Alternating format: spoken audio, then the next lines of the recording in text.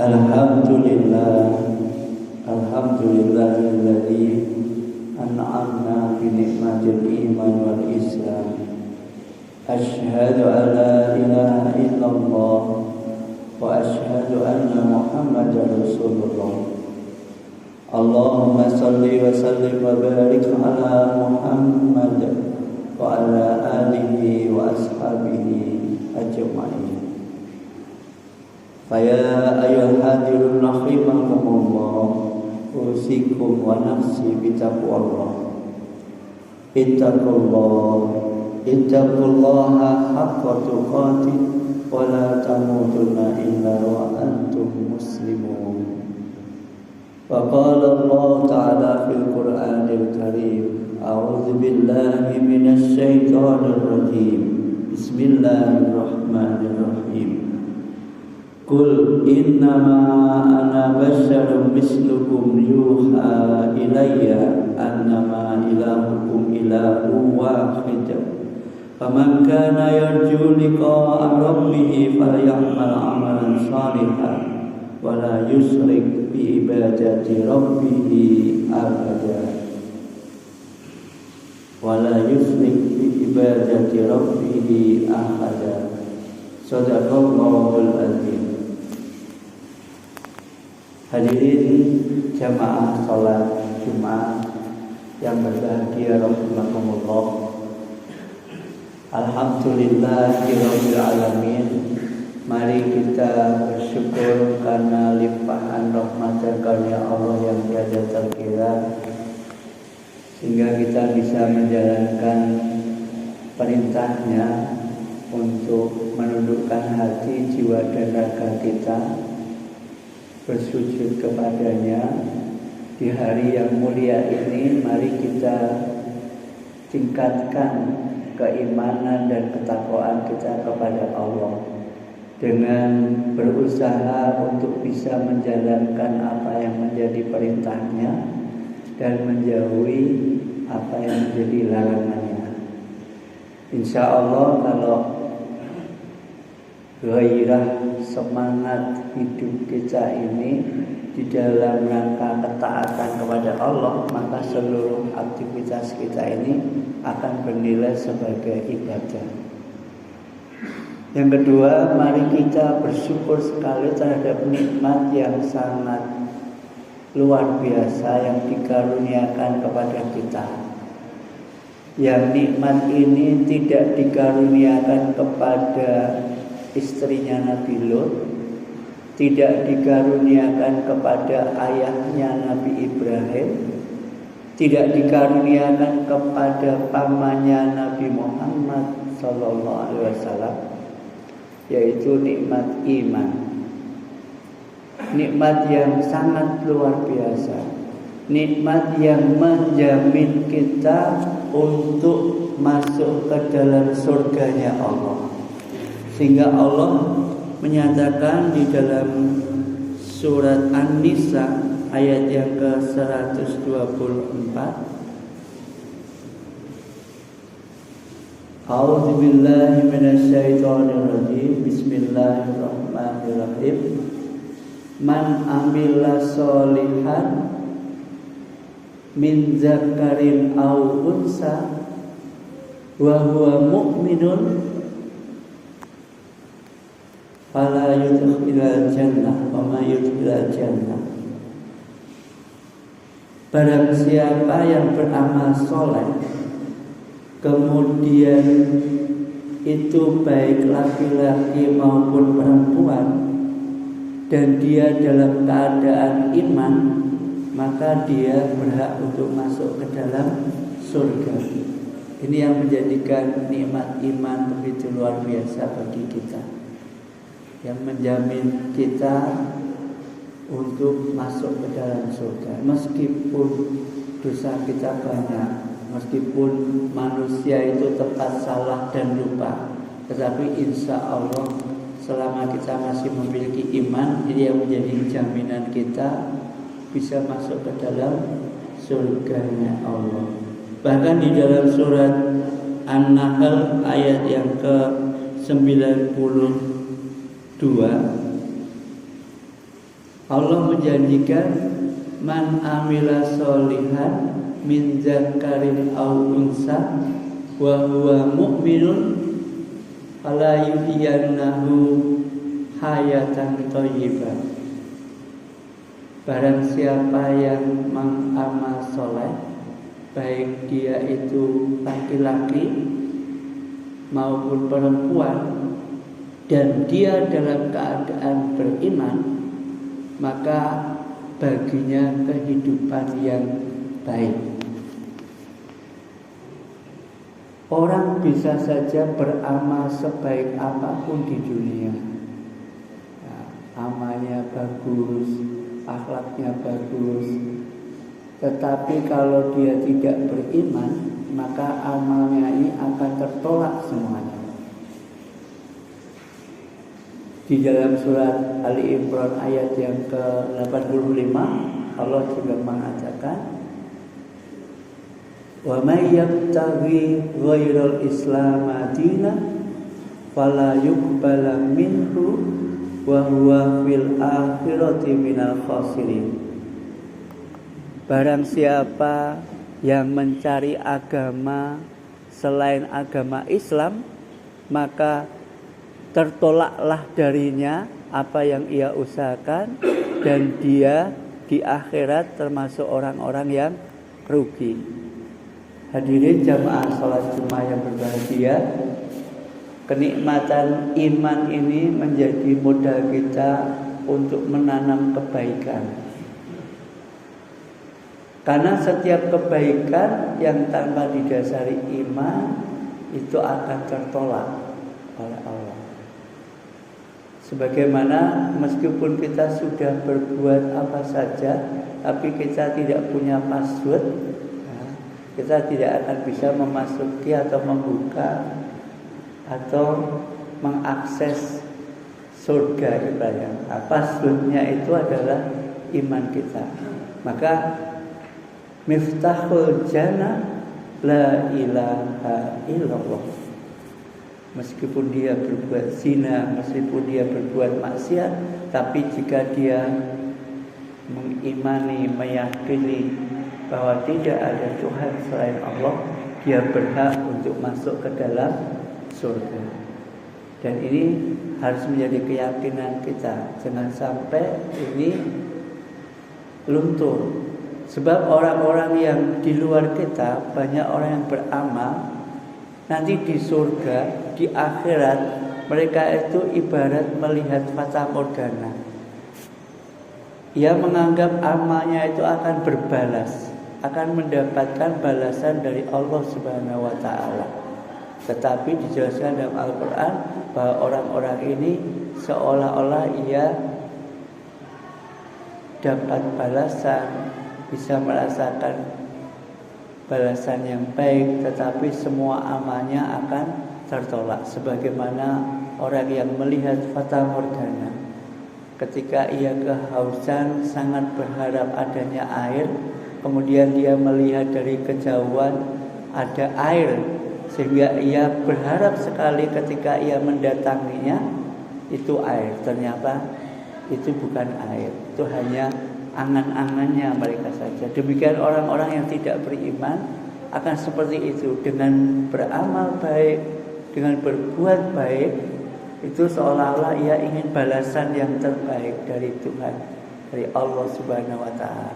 Tapi ketika sampai nanti di hari pembalasan, maka itu semua akan tertolak. Wa may yabtaghi ghairal islam dinan fala yuqbala minhu, maka tertolaklah semua dari apa yang ia usahakan. Bahwa fil akhirati minal khasirin, dan dia di akhirat akan menjadi orang-orang yang rugi. Iman Islam ini menjadi kunci hidup kita di dunia dan di akhirat. Kunci hidup kita yang ketiga adalah tidak mensekutukan Allah. Karena ini salah satu tugas dari Rasulullah. Sebagaimana tadi saya bacakan dalam surat Al-Kahfi ayat yang ke-110. Qul innama ana basyarum mislukum yuha ilayya annama ilahukum ilahu wahid. Faman kana yarju liqa'a rabbih falyamal amalan sholihan wala yusrik bi ibadati rabbih ahada. Katakanlah wahai Muhammad, sesungguhnya aku ini Muhammad adalah manusia seperti kamu juga. Ya. Dan aku diberi wahyu, diberi perintah untuk menegakkan annama ilahukum ilahu wahid, bahwa Allah lah Tuhan yang esa. Faman kana yarju liqa'a rabbih, barang siapa yang ingin berjumpa dengan Tuhannya, falyamal amalan sholihan, maka hendaklah ia beramal yang baik. Wala yusrik bi ibadati rabbih ahada, tapi jangan pernah dia mensekutukan dalam beribadatnya, dalam pengabdiannya kepada selain Allah. Inilah yang kadang-kadang kita lupa, bahwa kadang-kadang kita ini menganggap kehidupan kita ini milik kita. Kita sehat karena kita setiap hari menjaga makanan yang sehat, berolahraga yang baik. Bahkan sudah banyak orang yang menganggap dengan olahraga yang baik, makan yang sehat, pola hidup yang baik, itu akan menjadikannya dia sehat. Dan ini melupakan siapa yang memberi kesehatan kita. Banyak orang yang setiap hari bersusah payah mencari rezeki, tetapi lupa siapa yang memberi rezeki. Jangan menjadi orang yang bodoh. Hidupmu disibukkan mencari rezeki, tetapi kamu lupa kepada siapa yang memberi rezeki. Kita sering seperti itu. Kadang-kadang kita lebih takut melanggar larangan atasan kita, ya, lebih tepat menepati perintahnya daripada menepati perintah Allah Subhanahu wa Ta'ala. Mungkin Bapak Ibu guru lebih khawatir kalau terlambat masuk kerja daripada terlambat sholat jamaah.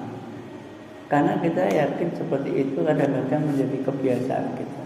Ini kalau hal ini diyakini bahwa kita sehat karena kita olahraga, kita bisa makan minum karena kita bekerja, kita bisa pandai karena kita belajar, lupa bahwa semuanya ini adalah karunia dari Allah, maka kita bisa menjadi kategori orang yang mensekutukan Allah, walaupun syirik sughra, syirik yang kecil mungkin.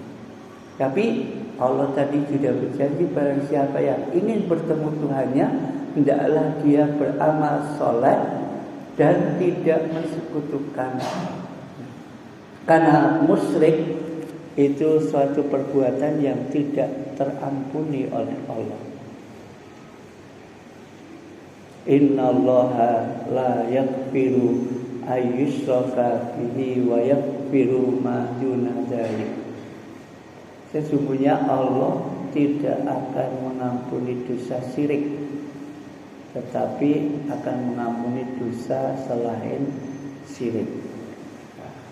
Maka mari kita yakini bahwa apapun yang kita dapatkan, apapun yang kita usahakan, apapun yang kita kerjakan, jangan pernah itu kita anggap sebagai jerih payah kita. Kalau kita meyakini harta benda ini ada jerih payah kita, tidak ada bedanya kita dengan korun. Kalau kita mengakui bahwa seluruh apa yang kita miliki, apa yang kita kuasai itu karena kita ini mampu, maka tidak ada bedanya kita dengan Fir'aun. Ya. Tapi kita yakin bahwa semuanya ini adalah karunia Allah. Ya. Sehingga kita jangan sampai menjadi orang yang bodoh, sibuk mencari rezeki tapi lupa siapa pemberi rezeki. Orang yang syirik itu ibarat seorang majikan, dia memberikan pekerjaan kepada buruhnya memberi modal, memberi apa yang ia butuhkan. Tapi ketika buruh itu bekerja baik, hasilnya melimpah, hasil itu tidak diberikan kepada majikannya, diberikan kepada orang lain. Sukakah kamu punya buruh yang seperti ini? Pasti tidak suka. Sama ketika Allah telah memberikan kita hidup, memberikan kita nikmat, memberikan apa saja yang kita butuhkan di dunia ini. Kemudian ketika itu kita pengabdiannya bukan kepada Allah semata. Ini satu hal yang sangat tidak disukai oleh Allah, dan dosa seperti ini kenapa tidak diampunkan? Kalau kita misalkan, saya mengutus anak saya, nak tolong belikan gula, ini uangnya. Ketika itu uangnya tidak dibelikan gula, bahkan dipakai habis, apakah kita suka dengan orang yang seperti ini? Tentu tidak suka. Sebagaimana Allah telah memberi kita misalkan mata, telinga, hati, diharapkan untuk bisa senantiasa lebih dekat kepada Allah. Tapi tidak kita gunakan untuk mentaati, bahkan kita gunakan yang melanggar apa yang dilarang Allah. Maka inilah orang-orang yang dinamakan tidak syukur. Karena bersyukur adalah memanfaatkan nikmat Allah untuk taat kepada Allah. Kalau kita gunakan mata, telinga, hati kita tidak untuk taat kepada Allah, sama persis dengan anak kita yang kita minta tolong untuk beli gula tapi tidak dibelikan gula, pasti kita tidak senang. Maka tiga hal ini yang mari kita jadikan modal dalam hidup kita: iman, Islam, dan syukur. Insya Allah kalau kita bersyukur itu tidak akan syirik. Sebaliknya kalau kita itu tidak bersyukur, itu termasuk perbuatan syirik, dan itu akan menjadikan siksa Allah yang sangat pedih. Barang siapa yang bersyukur, maka Allah akan menambah nikmat-nikmat itu. La in syakartum la azidannakum. Tapi barang siapa yang kufur, barang siapa yang memanfaatkan nikmat Allah ini tidak untuk taat kepada Allah, wala in kafartum inna azabi lasyadid. Semoga kita bisa menjadikan iman, Islam, dan syukur ini menjadi pegangan hidup kita, yang kita pegang sampai nanti kita dipanggil oleh Allah Subhanahu wa taala, yang menjadikan kita jaminan untuk selamat di dunia dan di akhirat. Barakallahu li wa lakum fil Qur'anil azim wa nafa'ani wa iyyakum bima fihi minal ayati wa dzikril hakim. Wa taqabbala minni wa minkum tilawatahu.